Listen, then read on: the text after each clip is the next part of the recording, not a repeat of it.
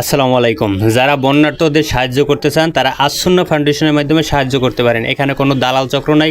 বন্যার্তদের সহযোগিতায় আসুন্না ফাউন্ডেশনে কিভাবে পেমেন্ট করবেন, সর্বপ্রথম বিকাশ অ্যাপে লগ ইন করবেন।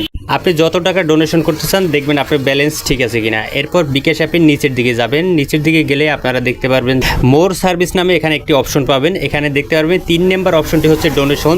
এই ডোনেশন অপশনটিতে আপনারা ক্লিক করবেন। তারপর আপনারা দেখতে পারবেন 3 নম্বর অপশন দেখতে পারবেন আসুন্না ফাউন্ডেশন। এছাড়া অন্যান্য ফাউন্ডেশন আছে। এই আসুন্না ফাউন্ডেশনে ক্লিক করলেই পরবর্তী অপশনে যেতে পারবেন। এখানে সর্বপ্রথম দেখতে পারবেন আমি আমার পরিচয় শেয়ার করতে রাজি নই। এখানে আপনি যদি ক্লিক করেন তাহলে আপনার নাম এবং জিমেল অ্যাড্রেস ব্যবহার করা লাগবে না। আর যদি আপনি চান আপনার পরিচয় শেয়ার করবেন, ওই ক্ষেত্রে আপনি আপনার নাম ব্যবহার করতে পারেন। এখানে আমি আমার পরিচয় শেয়ার করব না, দানের ক্ষেত্রে পরিচয় শেয়ার না করাই ভালো। এরপর নিচে অনুদানের পরিমাণ লিখবেন। এখানে 10 টাকা থেকে শুরু করে আপনি যত খুশি আপনি দিতে পারেন। এখানে আপনার সামর্থ্য অনুযায়ী আপনি দেওয়ার চেষ্টা করবেন।